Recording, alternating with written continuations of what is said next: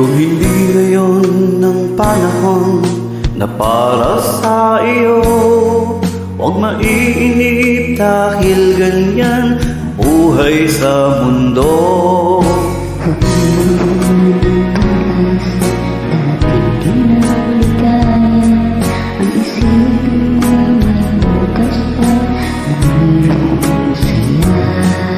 Gabi ko ay hindi hadlang upang tumakas ka.